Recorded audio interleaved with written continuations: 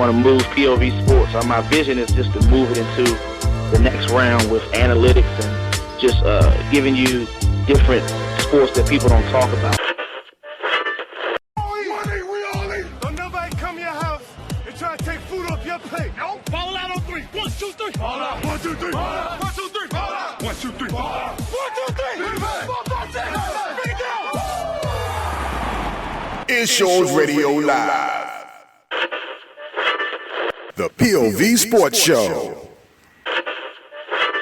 Good Sunday afternoon, everyone out there in Radio Land. I'd like to welcome you to another live recording here of the POV Sports Show here on issuemedia.com and SoulTalk100.com as well. I want to give a shout out to my producer, Donnie Phoenix, and the forum to bring you weekly sports report and give you input on different things that have happened in the world of sports in the past week. I want to say thanks to him again for showing up to my birthday gathering my wife put together last night. Had a good time with that, and I want to thank him and everyone else that made their way out to Outback in Hyattsville. Had a good time, a little fun, and just laughing and joking for a few hours. Good old fun. So we enjoyed ourselves. So I want to say thanks to everyone that made it possible to take some time out for me and my family to enjoy our evening. So I want to say thank you for tuning in again to the show. And we're gonna jump right into NFL divisional playoffs Saturday and Sunday. Yesterday, we had the Atlanta Falcons, who many probably have overlooked a little, in my opinion, this year because they may not be the juggernaut defensively that you want, or you just maybe not even you didn't believe in them because of their past failures, because they've been a team that has had really good teams with Matt Ryan as the quarterback. They've been the 1 seed 2 times, and they won 13 games in 2012, and they won 14 games in 2010. And both times they lost at home. Green Bay beat them, and then the 49. Green Bay beat them in the divisional playoffs that year en route to their Super Bowl run.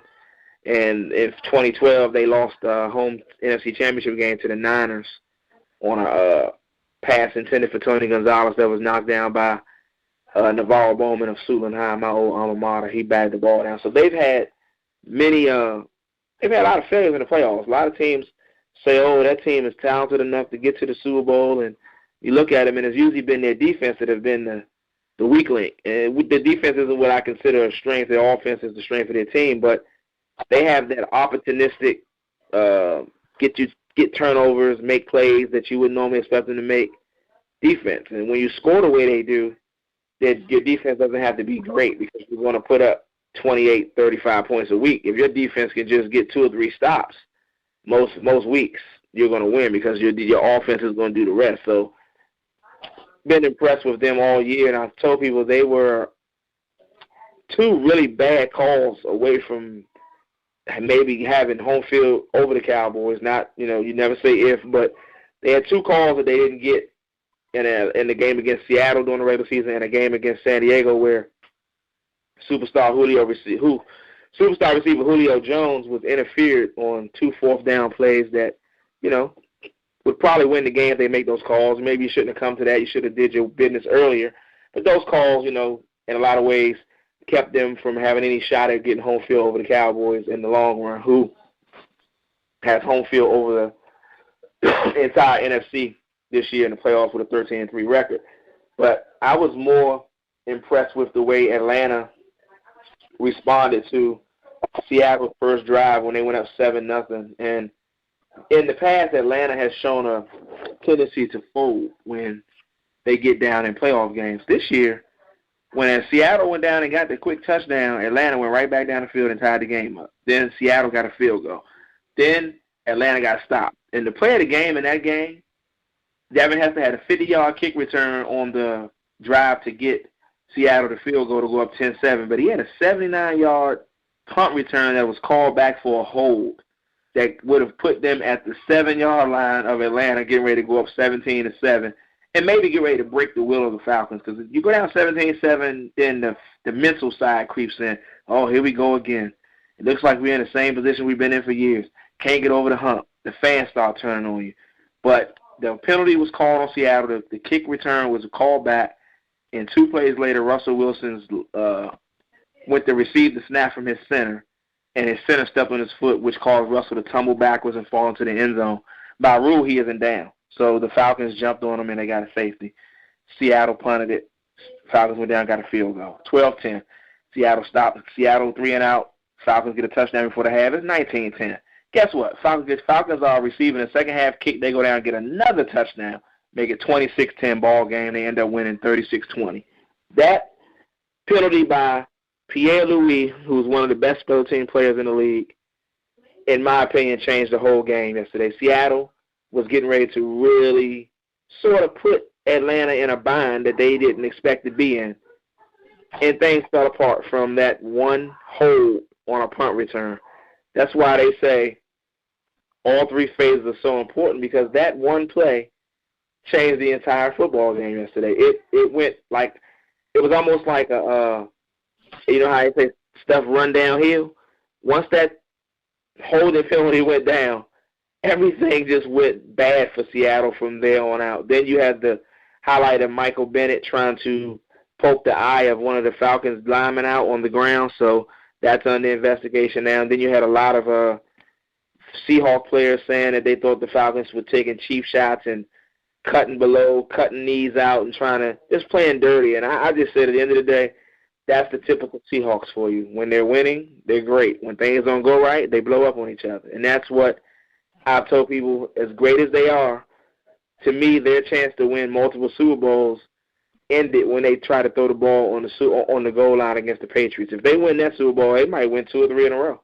You know, that would have been 2 in a row, maybe been 3 in a row by now. But I watched their offense, and I'm just not that sold on them offensively. And defensively, the Falcons have shown you the blueprint on how to beat them. Spread them out. Without Earl Thomas, even with Earl Thomas, the Falcons chewed them up in the regular season. You spread them out. You make them play in space. They're physical corners. They aren't the fastest guys. They don't like shifty receivers.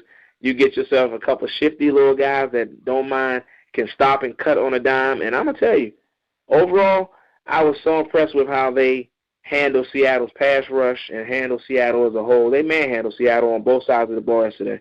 So hats off to them for getting a trip to the NFC Championship game and don't know where it'll be played, as they're awaiting today's winner between Dallas and Green Bay down at Jerry's World. So they'll play the winner of that. It'll either be in Dallas or in Atlanta, depending on what happens today in Arlington, Texas, home of the Cowboys. The night game saw the New England Patriots really struggle with a very, very good Texan defense. But as I said on Facebook today, the Patriots should send plane tickets to Brock Osweiler to go anywhere he wants to. He was absolutely awful last night. He was the reason why the Texans didn't win that game.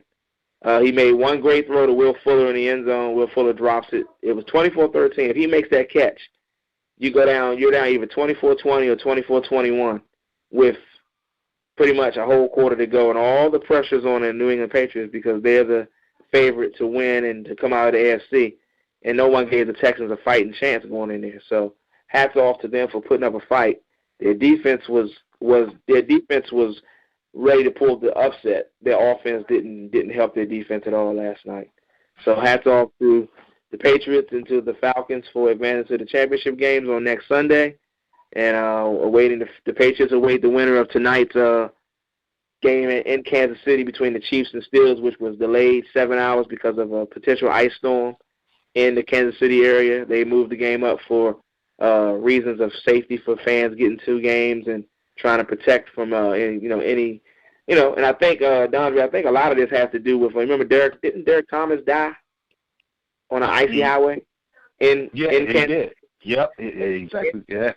In Kansas City heading to the Super Bowl that year. Didn't he die? Didn't he get into an accident going to the Super Bowl? Then he was driving, I believe he was driving to Atlanta because he said he didn't want to fly. He was driving from Kansas City to Atlanta, and he got into a car wreck on ice, and he died. He never recovered from that car wreck. He pretty much became became bedridden and couldn't ever get back to the Derek Thomas of old. I believe that's what a lot of, people probably don't look at that, but I think a lot of that weighed into that decision to keep people off the roads today and try to let the rain come and take away some of that ice that they were expecting, which I heard they haven't even received up there. But those two games are your games today. So at about midnight tonight, we'll know who will be playing for the right to go to Houston in Super Bowl 51. Anything you wanted to add, D? No, you pretty much nailed it. Just a couple little things is that thus far every home team has won. True. And just looking at the games, looking at the scores, only game that's been within 13 points was the Texans and Oakland game, 27-14 last week. But other than that, and that in itself, it really was never close anyway. But every game is hasn't been competitive at all. So really no surprises. All the higher seeds have won. So that's just interesting to know. You only have a couple of upsets by now, but everything stayed pat. And with the Cowboys and Packers coming up and the Steelers and Chiefs on paper, it looked like they could be competitive games. But again, it could serve suit like the rest of the games that we've seen thus far. But we'll see. We'll see. Very true. That's very true, because I'm with you on that. I think of the two today, the possible game that could get out of hand, I think Dallas could run away from Green Bay if Green Bay can't stop the run. I really think they could run away. Seattle and Kansas City and Pittsburgh, I think they mirror one another so much, and I believe the Steelers beat them so bad in the regular season that Kansas City, they lost 43-14, I believe.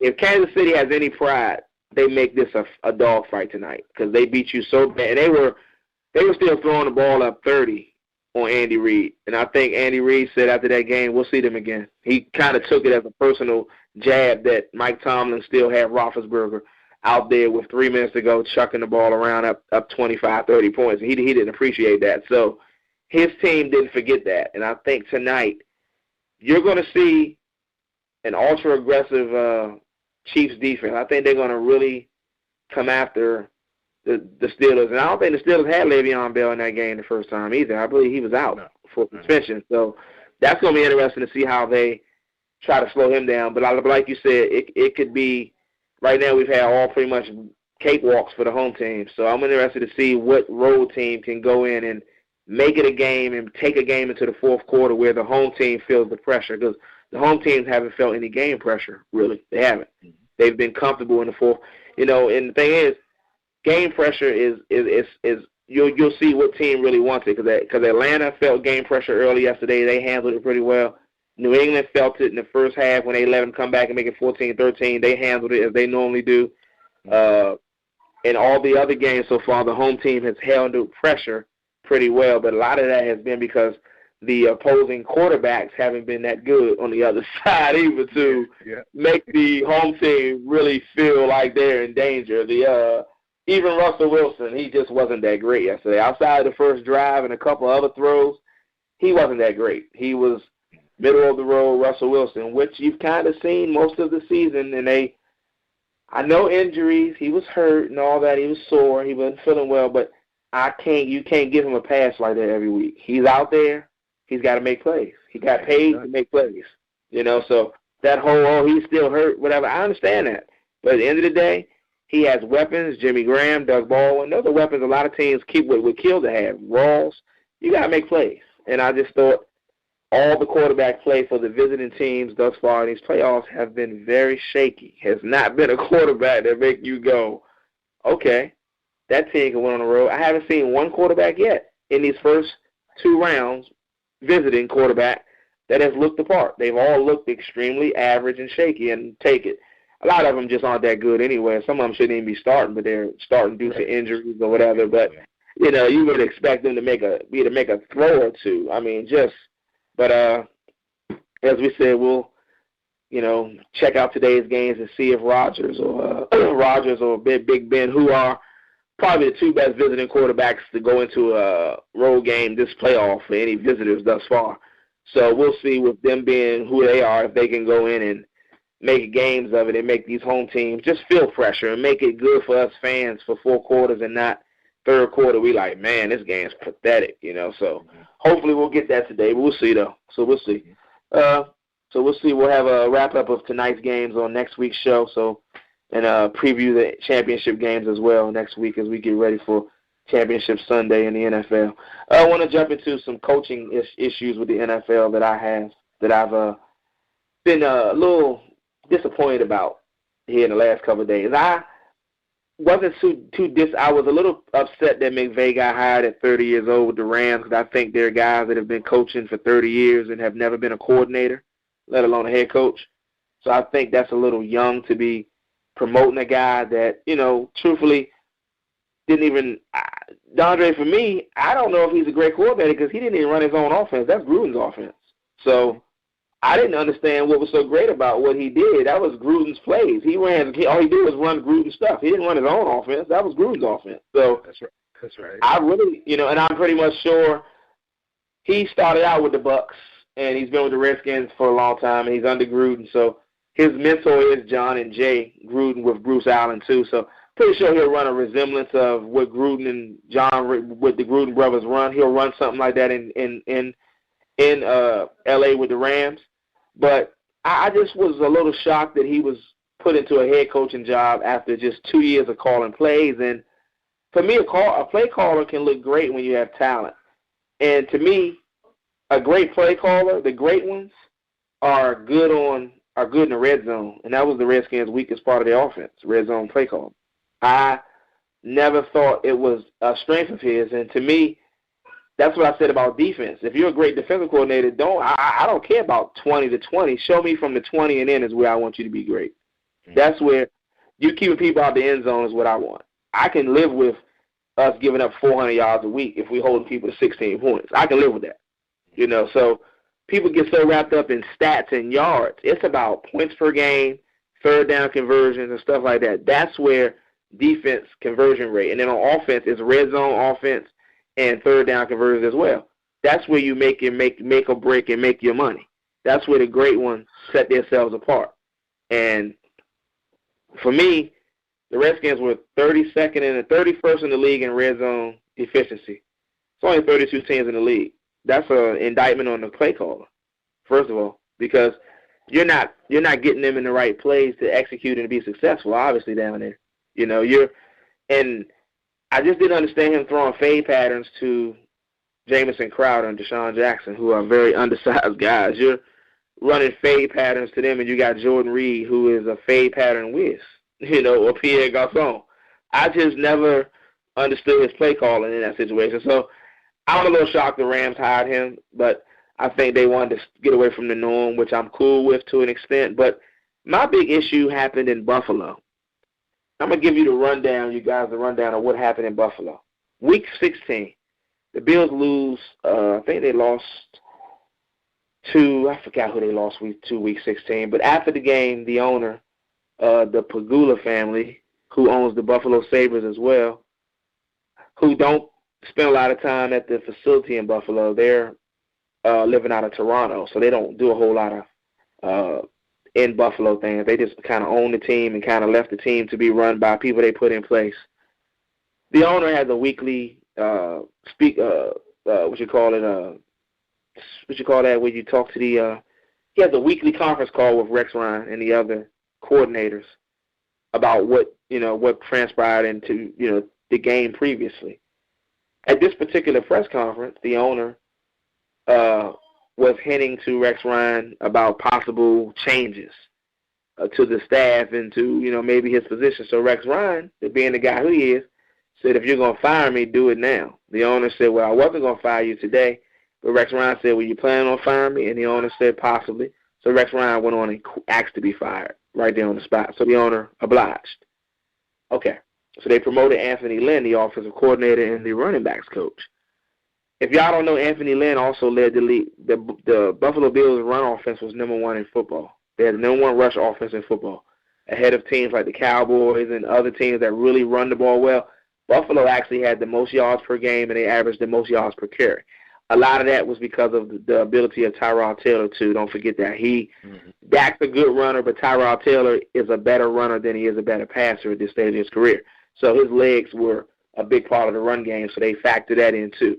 But Anthony Lynn designed a scheme that made Shady McCoy and Gisley and other guys that, good running backs. He had a great scheme. In Buffalo, a lot of games Buffalo lost, they lost with fourth quarter games they blew. They were in a lot of games that they lost at the end. The Seattle game on Monday night, they had a couple other games they blew that they should have won that would have made them a playoff team. And it wasn't the offense. Anthony Lynn's offense was putting up big numbers. They were moving the ball up and down the field, and they were literally just giving teams a lot of hell on offense. Their offense was absolutely, you would expect a Rex Ryan coach team to be great defensively. They were middle of the road defensively and really good offensively. So Anthony Lynn was promoted to interim head coach for the last game of the season. Black guy, great offensive mind, well-liked guy by the players, has paid his dues in the league. The issue I have with the way they did him, Tyrod Taylor had one of those contracts that Robert Griffin had, that Colin Kaepernick had, that Andy Dalton has, where the 5th year of the deal is an injury clause in it. And if the guy gets hurt, he doesn't have to take another snap for the 5th year. He gets the whole $18, $19 million that was supposed to be guaranteed. The owner, Pagula, and the general manager, Doug Whaley, another black guy that they're using to do the dirty work and, do the dirty work behind the scenes, they benched Tyrod Taylor without telling Anthony Lynn. So Anthony Lynn walks into the all week. Tyrod Taylor practiced, though. And Anthony Lynn's like, okay, we're building a game plan around him, and we're going to try to win this game just to finish the season on a good note. Game day. Anthony Lynn said he walks into the headquarters of the Bill Stadium, and Tyrod Taylor locker doesn't have anything in front of it. It's closed. Like, he doesn't have anything down there to say he's going to be playing. None of his stuff is out for him to get dressed for today's game. He's called into Doug Whaley's office. Guess what Doug Whaley tells him? Oh, we're not playing Tyrod because he has the injury clause. We're going to play E.J. Manuel. Now, all week, you've been the interim coach. Nobody told you this. Isn't that amazing? Isn't that amazing? So he's been told, oh, he's not going to play because he needs surgery that came from out of nowhere. But the way the surgery was being done, he didn't even know about that because they didn't tell him about the surgery until the day that Tyrod Taylor was supposed to go have it, which was that Tuesday after the last game. So he didn't even know that he needed surgery on an injury that was kind of phantomly made up. If phantomly is a word, I'm making that up on the radio here, people, so don't new word for the day, folks. Phantomly. So I mean, we're talking a phantom injury because we don't want to pay him. So all of a sudden he goes from playing great the week before to now he's hurt. So Anthony Lynn is looking like, what? Mm-hmm. Okay, we're going to just roll with E.J. Manuel. He was there all week. He took a few of the reps, so we're going to roll with him. The Bills go out and lose. After the game, more rumors come down that the Bills are now interested in Sean McDermott, defensive coordinator of the Carolina Panthers. So Sean McDermott gets an interview. Anthony Lynn gets an interview. Sean McDermott gets a second interview. Anthony Lynn doesn't. Sean McDermott is in Buffalo with the Pagula family. They're at dinner. When they leave dinner, they head back to the facility. Sean McDermott signs a 5-year contract to be the head coach of the Buffalo Bills. Anthony Lynn is left in limbo after pretty much being told he would be the head coach. Pretty much. I mean, he went through the process, but there was almost a given that he was going to be the head coach. It turned when he questioned why they did Tyrod Taylor like that. They didn't like that. So, in turn, we don't want you to be our coach. And he's black. That didn't help being black. You don't question when you're black. You just do what the master said and you move on. That's right. That's it. So I say all that to say Anthony Lynn ended up getting the job with the L.A. Chargers, which is a joke to me that they're the L.A. Chargers. Ladies and gentlemen, they will be playing in a 30,000-seat soccer stadium next year. And you said you lost money. How much money are you going to lose with half the stadium now that you had in? You're going from a 67,000-seat stadium in San Diego to a 30,000-seat stadium. And they said the way the stadium is built for soccer, they may have to take some of the seats out because it's not built for football to make it fit for football. So there may be 27,000 seats in that place when they play their games next year. Phillip Rivers, get out of town, brother. Get out of town now. You won't win there. You've given them 13 good years. Y'all haven't won yet. You're on the last legs of your career. You still got a little time left if you get out of there now. Still can be serviceable, I think, on the right team. But that owner, Spanos, said they don't have anything else they make money on but football, and he just can't see his team keep losing money. Well, buddy, you're going to lose some money next year. So, and the year after that because you're waiting on that stadium to be built to share with the Rams. So that's where we stand. A couple of other vacancies that were filled. Vance Joseph was hired to replace the retired Gary Kubiak in Denver. For all you that don't know, Vance Joseph was probably 3 hours away from being the head coach of the Broncos 2 years ago before they gave it to Kubiak. Elway gave it to Kubiak based on the friendship. Vance Joseph was more qualified. If you ask me, Kubiak did nothing in Houston to prove he was qualified. To me, he didn't. He come to Denver, the offense stunk again. They won on defense. They didn't win on offense. But a lot of things have gone on in the coaching ranks. You have Steve Wilkes, another Redskin possibility as defensive coordinator. He was going to leave the Panthers, but when Sean McDermott got promoted to head coach of the Bills, now you're going to promote. You're not going to let Steve Wilkes leave. You're going to make him defensive coordinator. You're not going to let the Redskins have him now. The Redskins were after Wade Phillips. Wade Phillips said the Redskins don't have enough talent for him to come here, and he felt slighted 2 years ago when they hired Joe Barry instead of him. So he took the Rams up on their offer and became their defensive coordinator. The Redskins are now hoping that Gus Bradley takes the job here, but I believe he's going to sign to be the defensive coordinator with Anthony Lynn because they're friends from previous jobs. So the Redskins are going to end up with probably Mike Pettin or Greg Minuski. So that's where you're going to end up getting a coordinator from. And this is all because 2 years ago you had a chance to get the guy you wanted, Wade Phillips, and you chose to hire a guy that you knew couldn't take your job, Jay Gruden and Joe Barry, because you knew if you didn't work out, Wade Phillips is capable of being a head coach. He's done it, and he's proven he can win. That's why you didn't want him. You didn't want him because you were afraid for your job. Joe Barry, they would never make him the head coach. And Sean McVay, they weren't going to do that either. So that's why you wanted him as your coordinator. Jay Gruden was making sure he protected his job, and that's why the Redskins are who they are. An 8-7-1 team with a 5,000-yard quarterback and no playoffs. So there you have it. Anything you want to say, Dondre? Wow, man, you summed it all up, man. You told me some things I didn't know, man. That's great information and great insight, great insight on what really went down in a couple of those situations, man. Yeah, man, a lot of behind the scenes things that people didn't know is the reason why some of these guys got jobs, some guys didn't. You had a guy in Miami who Sean McVay wanted to become the offensive coordinator in L.A., and the Dolphins wouldn't allow him to interview. They said, no, he's not interviewing. He's under contract with us. Same thing with the Bengals. The Redskins are hoping that the Bengals would eventually wilt and give them a chance to interview Paul Gunther, the coordinator who's Jay Gruden's best friend. But the Bengals know if Gunther interviews here, he's going to take the job. He ain't coming back. So they won't allow the Redskins to interview Gunther, who the Redskins really want to run their defense.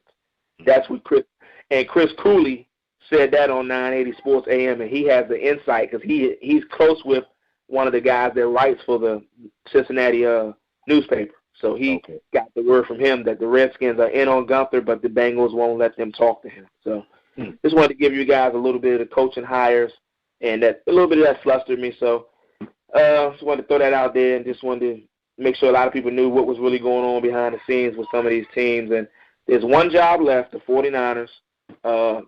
They want Kyle Shanahan, I believe, and they're going to be willing to wait. And they also like Josh McDaniels, but a name to be leery about is Tom Cable, because I think if McDaniels or Shanahan get to the Super Bowl, Tom Cable could get that job, because I don't think the 49ers want to wait another 3 weeks from now to hire a quarterback, to hire a coach. So they may wait another week to see which one of them, or if both of them get there. If both of them get to the Super Bowl, remember the name Tom Cable. He could become the 49ers' next head coach. He used to be the coach of the Raiders for a couple of years, and he was with Seattle for a couple of years as a coordinator, offensive line coach. So that name is a name you need to keep in your minds about maybe becoming the Niners head coach. But the Niners have to get a GM in place first and a guy that can maybe hire the right guy. Don't be surprised if you hear Mike Shanahan takes an executive position to help them with their coaching search. So I just wanted to give you a knowledge, give you a little bit of insight that I've been seeing and hearing about that. So with that being said, the POV Sports Show will be right back after these messages. ESPN, the home court of college hoops with Big Monday. Oh, my goodness. Super Tuesday. Wednesday night hoops. Holy cow. Thursday night showcase. Oh, the high rise. And Saturday primetime. ESPN, the home court of college hoops. Be there all season long on ESPN and ESPN2. Brought to you by your Suncoast Hyundai dealers.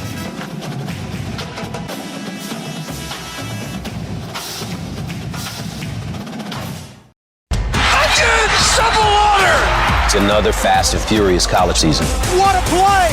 Every game is important. Unbelievable! Terrific competition, exciting. This place goes crazy! Big East basketball, all season long on Fox Sports 1. Visit your local Toyota dealer today for amazing deals on your favorite Toyota. Toyota, let's go places. I want to welcome you back to the POV Sports Show here. We're going to discuss a little bit of Monday night's epic national championship game between the Alabama Crimson Tide and the Clemson Tigers, a rematch of the 2016 championship that was won by Alabama in Arizona, 45-40. Want to say hats off to the Clemson Tigers for winning their first championship since 1981. I'm an Alabama fan, as you all know, but I will have no problem giving credit to a team that was able to beat Alabama like no other team does. They were able to spread Alabama out and do things that Alabama isn't used to allowing people to do. I will say I'm not taking anything from Clemson, and I'm not a hater, but 24-14, Alabama had the ball on Clemson's 46-yard line. Bo Scarborough broke his leg. That game was getting ready to become what you call ground and pound into submission because they were getting ready to run him into the ground and get out of there with a championship. He broke his leg. That gave the Clemson Tigers new life, and they took full advantage of it. Hats off to them. Deshaun Watson was, to me, the Heisman Trophy winner. He should have been. They should start doing the Heisman after the playoff. What do you think, Dondre? Yeah, I totally agree. I mean, I thought he was from the beginning. But, you know, the championship game definitely showed that. I totally agree with you. He was totally the best player in college football. He showed you in 2 straight years he is, like you said, Nick Saban has a kryptonite. As great as he is, his kryptonite is a mobile quarterback that can run, throw, but isn't afraid of the moment, doesn't mind taking the big shots that Alabama put on you. Alabama got hit early. He got closed. He was shook. He was shook. After they closed, and they clotheslined him to send a message. They got a penalty on that. And that was to let him know it ain't going to be as easy as it was last year. Yes. That's right. You take that. And for me, when Alabama hit the boy from Washington Brown and he folded like a cookie. Yeah. They hit Watson, and Watson's defense was so good that it was so good in the game that it enabled him to get his wits about him and get himself right to come back and play well because he was shook the first half. Shook. I mean, he was shook. He was shook midway through the third quarter. But once he saw Bo Scarborough got down, it's almost like he got like a new energy. Like, wait a minute, we can win this. And he made throws that you just don't. And his guys made great catches. He made great throws. And hats off to them. And they took full advantage. Their coordinator, Venables, took full advantage of an 18-year-old true freshman. When the true freshman had to be great, Venables said, okay, we're going to make him be great. And he couldn't do it. Just couldn't do it. It just, the pressure. And he never showed like he looked nervous, but you imagine what was going through Hurts' mind? Just the pressure of that moment, I just couldn't imagine being a true freshman in that situation. Just couldn't imagine it. But like I told everyone, that bodes well for Alabama that he's been in a situation like that already, going into next year with him as a true sophomore and being your starter. They'll be right back there again. They'll be fighting for the playoffs and a chance to win it all. And hats off to Clemson. They deserved it. They went on. They handled their business. They won. I mean, to win with a second to go and to let Cole Beasley get you again like he did last year, Alabama. You know, it is what it is. You know, little Cole Beasley, man. You know, no doubt. So. He caught 4 touchdowns in 2 championship games against Alabama the last 2 years, man. 4 touchdown catches. You know, and you're worried about the Mike Williams, the Gallmans, and all them guys, and little old Wes Beasley. You know, you know, a little Cole Beasley, Julian Amendola. You know, out there getting you know so. I got to give credit where it's due. They did what they had to do, and like I said, all the people that are so happy Alabama lost, that's good. Just look at the updated rankings for next year. They're ranked number 1 again. They're ranked number 1 before the season even starts. So you think they're going to fall off? No. Most teams lose a championship like that and lose the kind of people they lose, and they fall way back in the pack. They're the preseason number 1 as we speak right now. So we'll see what happens. They want to say hats off to Clemson, hats off to Alabama on a great year. And like I said, you can't win them all. It's not, and another thing, college football wouldn't be good. Like, you don't want it to be like women's college basketball where Connecticut has been so good where I saw today they scheduled 8 of the top 12 teams in the league in college basketball this year, Dondre, and beat them all. So you beat 8 of the top 12 teams and you won 91 straight. There's no competition for Connecticut. There's none. There's none. That's what I saw. It was crazy. They gave a list of the teams with the most McDonald's All-Americans. The top 10 list, they weren't even on the top 10 list. Nope. They only had 4 McDonald's All-Americans. Yeah. And he got one. Yeah, it's crazy, man. You're right, Dondre. I've never seen people say, he got the number 1 class. He hasn't had a number 1 recruiting class in 7 years. Yeah, they said that. Yeah, they mentioned that as well. Yeah. That's crazy. So he's not getting the cream of the crop. He's just coaching them the right way. And they're coming together and they just want to win. When they get together, they want to win. They want to be better than the previous team that was before them. It's like we got to reach the standard is so high that those girls want to reach that level when they come. So that makes it that much easier for them to buy into what he's selling. So hats off to them for what they've done, but they make women's basketball boring because everybody knows the outcome. It's just no fun. And I tell people all year, remember I said it on the show, I said Alabama is the team to beat, but I said there's one team that can be their kryptonite, and I said it was Clemson. Didn't I say that? I said that. Yeah. I said Clemson has all the ingredients to be Alabama's kryptonite.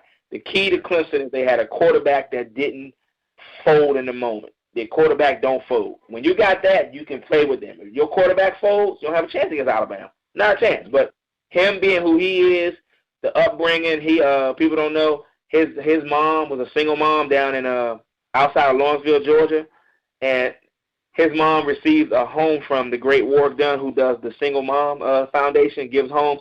Deshaun Watson's mom received a home from Warwick Dunn when he was sick, when he was 11 years old, living in Georgia. Warwick Dunn blessed his mom with a house for their family because they were living in the projects. So Warwick Dunn, in 2006, blessed them with one of the homes in his foundation. So hats off to Warwick Dunn, Deshaun Watson, and all that. To hear connections like that, I love that. That means a lot to me. So, and I was happy for Deshaun Watson, too, because a lot of y'all don't know his mother has been fighting tongue cancer, so she lost her tongue. So, for him to be able to still play football and to have his mind like that, focus on that, and like he said, he's going pro for the benefit of her and getting her the right help that she needs health-wise and stuff to give her the right thing she needs because he could stay another year. He's only a junior. He's a redshirt junior. He got another year if he wanted to stay. He's going pro because his stock is high, but he wants to take care of his family. He wants everyone to be comfortable, which I can commend for him to do that. So hats off to him on a great career.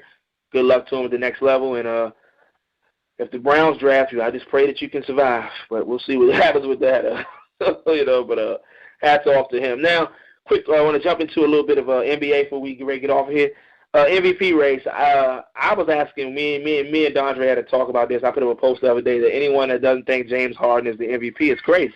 There's no way Russell Westbrook is the MVP over James Harden. And the other night was a prime example as why Westbrook is an MVP over Harden.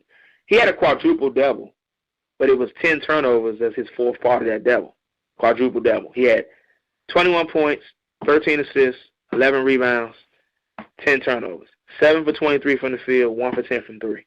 And they lost. And I don't care if he had a triple-double and make it 19 in the season. He had 10 turnovers, and those 10 turnovers led to 23 points for the Timberwolves. So everyone's saying, he had a great – no, his turnovers led to points on the other end. James Harden, for the year, hasn't had a game where he's had more than 7 turnovers all year. So he's more efficient, he plays more under control, and he's more willing to give the ball up, unlike Russell Westbrook. And there was a good point about Russell Westbrook. Did you realize they put up a stat the other day? Russell Westbrook gets, if he's averaging almost 11 assists, 8.5 of those come in the first 3 quarters. Yeah, it's funny you say that because I bring that point up. You look at, he stockpiled his stats early in the game. Yeah, and then, but you made a great point. You nailed it when you said, you talked about he's unwilling to share the ball. Yep. At the end of the game, you know what I mean? It's automatically in his head. He's like, I have to take over. You know what I mean? As opposed to Harden, he goes with the feel of the game. So, you know, he spreads it out. So if a guy has it going and he makes, you know, and at the end of the game, you know, Harden and Westbrook, they can get their shots at any time. But it's not the fact that you get the shot. Are you getting quality shots? And a lot of times Westbrook's shots aren't quality at the end of the game because most teams, nobody's going to do. So Harden, on the other hand, is willing to pass the ball and not take that last shot, not, you know, have to take over the game, so to speak, with, you know, as far as shooting. He takes over the game by creating for everyone else. So that's the difference between the two. Yeah. So true, man. So true, Dondre. That's a very good point. I saw the other night on NBA TV, they were going through Westbrook's assist, and Sekou Smith, I like Sekou Smith, he's a smart guy. He said, look, he went through Westbrook's assists in 8 different games. He said, look, in those 8 games, 85% of his assists came in the first 3 quarters. Yeah. If you look at what he's doing, he's giving the ball up early, but in that fourth quarter when he should still give the ball up because teams are now noticing he ain't giving the ball up, we're just going to let him shoot them out the game. And he's not doing that. There are guys like Victor Oladipo be going good, be hitting shots, and you don't give him the ball the whole fourth quarter. You have even Robison's been making shots in the third, fourth quarter. You don't give him the ball. You got those big guys that can dominate in the post area. They never touch the ball in the fourth quarter. He stockpiles his numbers so he can take over and be the man in the fourth quarter, which, if they're okay with that, that's cool. I have a real issue with that because that, to me, is what you call still being selfish. That's selfish, you know. So you made a good point that Harden facilitates, and he goes off field and what he thinks is the best for the team right now. So just wanted to get that out there. Me personally, I would have Harden as the MVP, and I would have him second, and I would have KD third, and then LeBron probably fourth, Kawhi Leonard probably fifth. I would give Gordon Hayward a few votes out in Utah, even though he missed some games. They're doing really well. He's their best player. He would get a few votes just because I think without him, Utah wouldn't be anywhere near where they are. I would throw a few votes towards the Greek Freak. I think he's had a great year. Oh, my goodness. Yes, indeed. Yeah. I would definitely vote towards him. He has been great. It's crazy because I was watching the other night. He and Jabari Parker, you know, they're both averaging over 20 points a game, and both shooting over 50% from the field. Yeah, now, and they and that's the first duo to do that since Wade and LeBron in Miami. I didn't know that. I didn't know that. And on top of that, you look, it's only 4 players in the league right now that's scoring over 20 points a game and shooting over 50% from the league. That's the Greek Freak, Jabari Parker, LeBron, and KD. Good company right there. Good company. Wow, that's great company. I didn't know that. That's good stuff. I didn't know that. What I like about those two is they know their limits. They don't try to be three-point shooters. They're mid-range guys. I love that. Exactly. They get you up to 15 to 17 feet, and the Greek Freak just gets you everywhere. But Jabari Parker's mid-range game is a lot like Carmelo Anthony. It's a lot like I mean, it's deadly. It is. You have pretty much you at his mercy when he gets you in that when he gets you on that wing, on that elbow. You're at his mercy because he has the ability to go around you, pull up. He can make the 15-footer going to sleep. He can make the fadeaway. He has the whole repertoire. And now that he's feeling confident on that knee, that boy is a problem. He's a problem. He's a problem. Him and Andrew Wiggins, I told people when they both got when they both realized how good they were going to be unguardable, and they're both having great years. I'm just impressed with a lot of young talent. Quick thing. Real quick before you change gears, I will also throw in that hat, throw in that ring as for MVP is Isaiah Thomas in Boston. Oh yeah, great point, man. He is. Yeah, he's got the most. He's got 420-point fourth quarters this year, the most in the league. Wow. And he leads the league in fourth quarter scoring at over 10, like 10.1 now after the other night when he scored like 18 in the fourth. And he has the most. You wouldn't believe this. He's made the most three-pointers in the fourth quarter this year. I think it's like 31. Wow. On the season. The most threes in the fourth quarter this year with 6 minutes or less to go. That's the stat that Sekou Smith put up. He's made 31 of those this year, and the fourth quarter with 6 minutes to go or less. He's clutch, man. And like LeBron said, if you gave me 10 chances, I would have never guessed Isaiah Thomas on that. Yes. And I'm gonna tell you with Isaiah Thomas, there's a kid named Marvin Bagley. Have you seen him in high school? I haven't. No. He's okay. He's rated number 1 in 2018. If the Celtics have the number 1 pick, depending on what the Nets do for the next 2 years, because the Nets traded all that. Remember, the Nets gave them all that for Pierce and Garnett. So the Celtics are still holding on to those picks. That's why they've been hesitant to trade for a guy now. They're trying to hold and wait to maybe get a guy that's coming out this year and a guy maybe a Josh Jackson, maybe a Markelle Fultz to put back there. If you put Fultz back there with IT wow. and Avery Bradley, yes. And see, if you can get a Marvin Bagley, you got Jaylen Brown. See, they're going to stockpile young talent. See, Marvin Bagley is the quintessential Rasheed Wallace with more physicality. Okay? He has Rasheed Wallace talent, but more physical already. And doesn't shy away, won't take bad threes, can make the three, but will post you and dominate. Remember how Rasheed Wallace would piss us off with his ability to just dominate on the block with post, and you couldn't block that shot over the head, and he would fade to the three-point line and take bad shots. See, Bagley has that skill set, but he won't do that.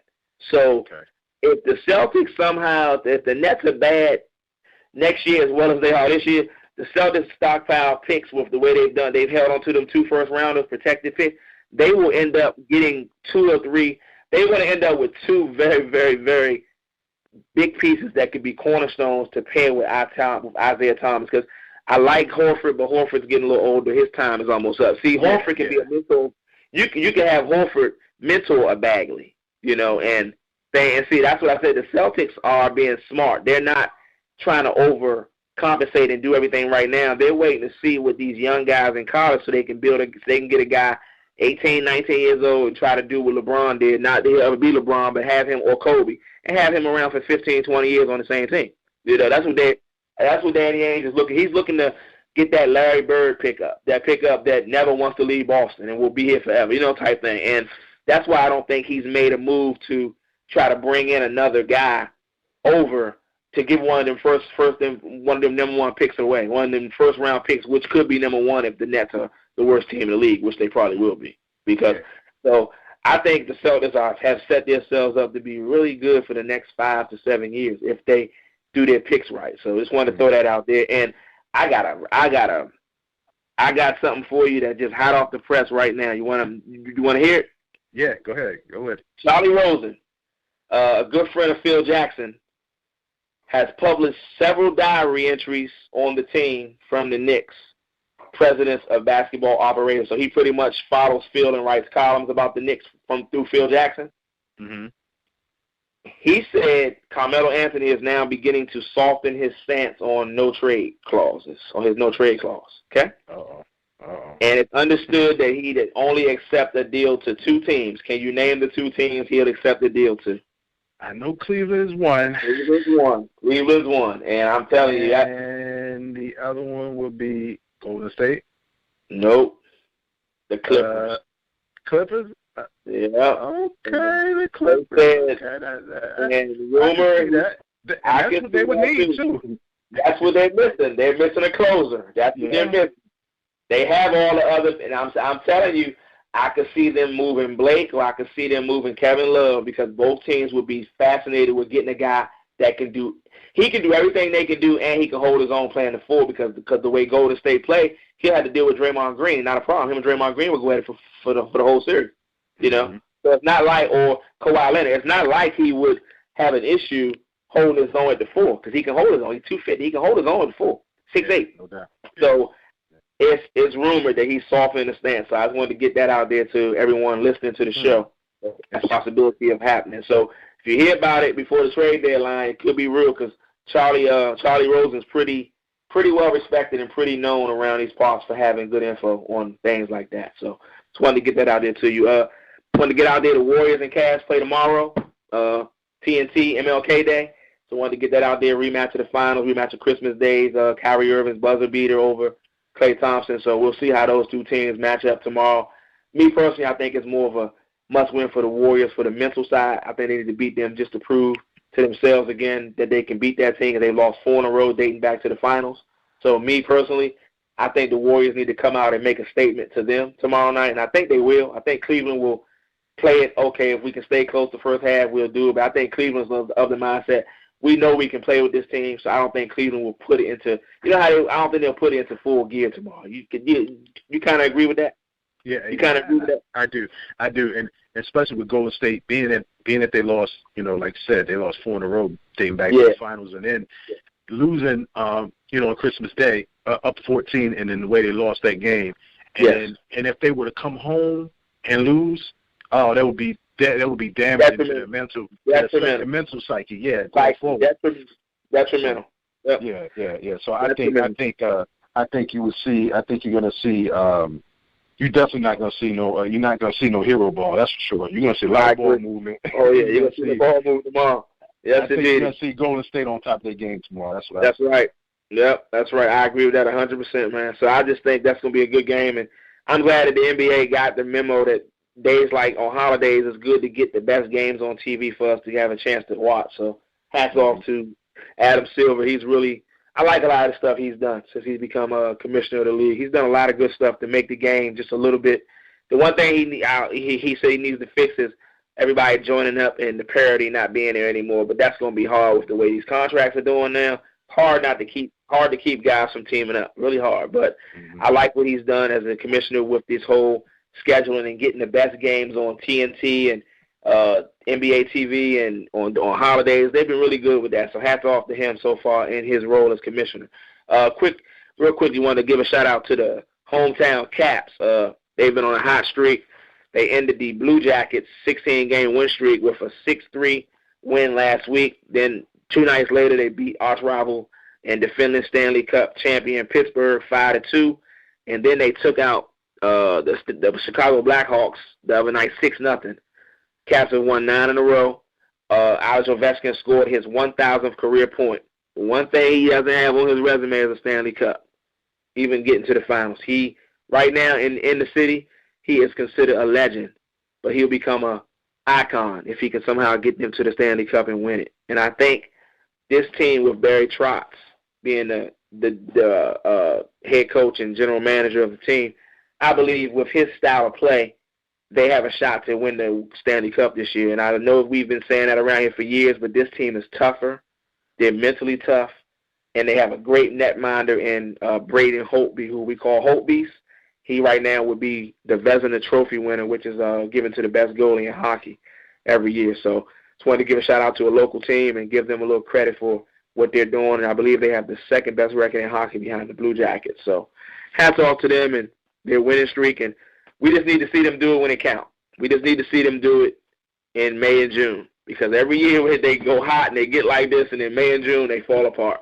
We need them to beat somebody in the playoffs, like the Penguins, somebody, the Rangers, somebody that has been a nemesis to them, knock them out, then go win the Stanley Cup so this area can, see a championship, which they won't see in any other sport anytime soon unless it's the Caps.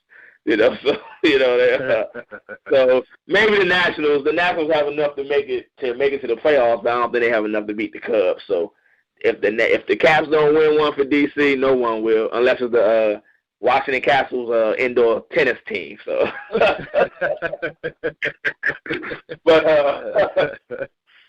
but they got more championships than anybody around here, Andre, in the last 6 years. They won 5. So Well, you had Lamont Peterson.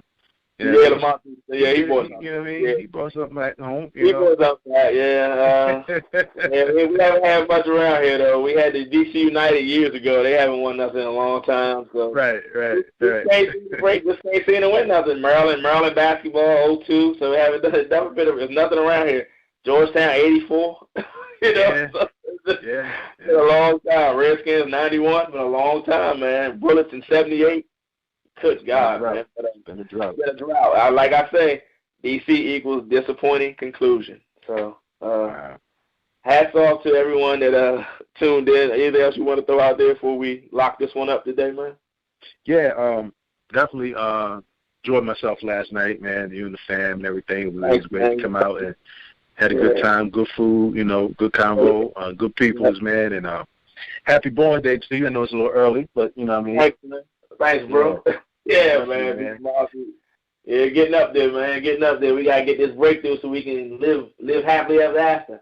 Hey, for sure. You know what I mean? It definitely is. It definitely is, man. It definitely is, man.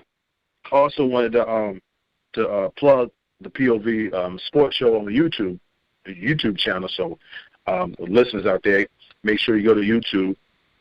Go to the you just type in the POV Sports Show, it'll pop right up, and just subscribe because constantly adding more content. We up on 20. I think this is the 27th show. On 27th.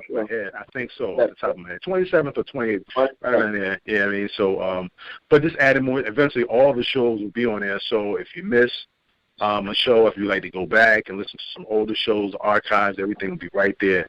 So the whole POV catalog will be right there on YouTube on the POV Sports Show. So just want to plug that real quick.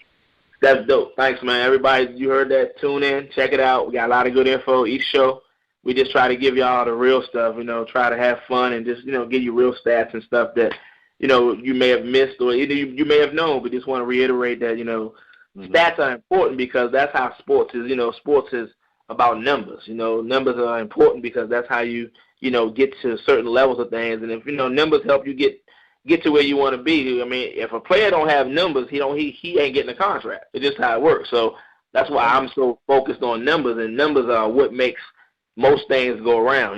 People say, well, if your bottom line ain't right, those are about numbers. So that's why we stress trying to give out stats and stuff on the show and things that you may not have even paid attention to, or you may have. You may have some people go in detail like that. I've always been one that just want to go in detail, so that's why I'm big on putting out numbers. So I just want to say that's what we stress every week. We try to do that. So hats off to my producer for the forum again, and we just want to thank you for tuning in. And you can reach me on Facebook at Devon POV Mason. Reach me on Twitter at POV Mason Sports. You can reach me on Instagram at Devon POV. You can send me things you might want to know that you didn't know, stuff that you may want me to incorporate on the show, some stuff we should talk about. Send me your requests and stuff. No problem with that. We'll get it out there, talk it over with my producer, and we'll just, try to get it out there to you the following week or in the future. So hats off to everyone that tuned in. Y'all enjoy today's games. Cowboys, Packers in about 15 minutes. Steelers, Chiefs tonight at 8:20. Enjoy the weekend. Enjoy your holiday. And once again, POV is